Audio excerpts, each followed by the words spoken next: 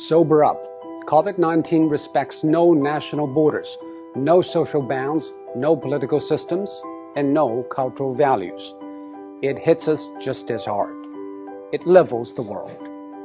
Facing the pandemic, it is not what happened matters. It is how we respond. For almost a month, it infected thousands in Wuhan in a day, and every hospital bed was occupied. Now, empty beds and closed wards in the city. How did China make it? It is nothing new, but it's worthy to know. According to an initial WHO report, an infected person appears to spread it to an average of 2.6 people. And after 10 generations of transmission, with each taking 5 or 6 days, that one initial case has spawned 3,500 in matters of days. And that is what the world is seeing.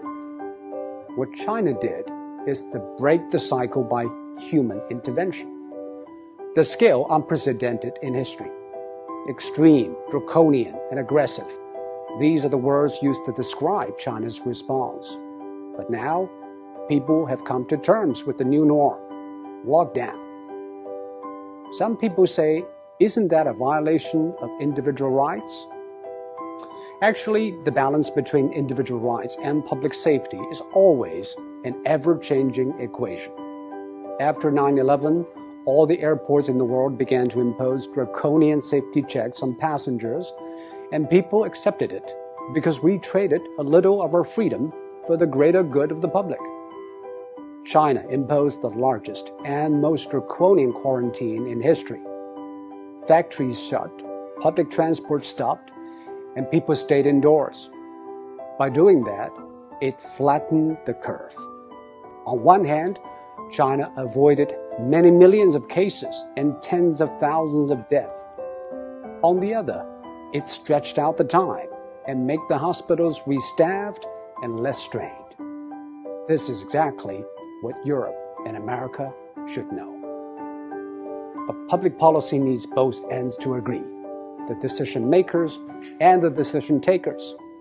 Quarantine is indeed extreme and extremely restrictive. It needs the people in lockdown to be honest and cooperative. I think what the people of Wuhan did was exceptional. They had the courage, tenacity, and resilience to stay housebound for days, weeks, and months.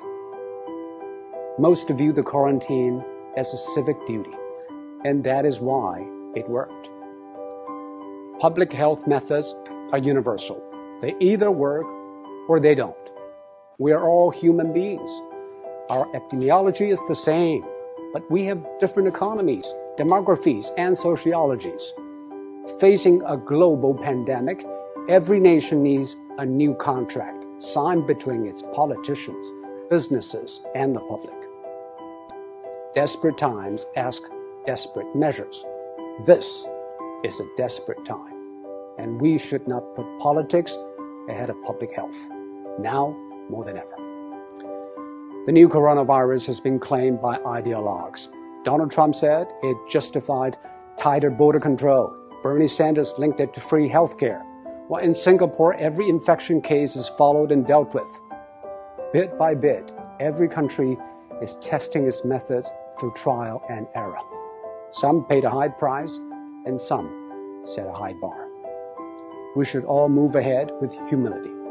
There is no decision without trade-offs, and most of all, there's nothing without skin in the game. And now, the whole world has learned, or is learning, to play.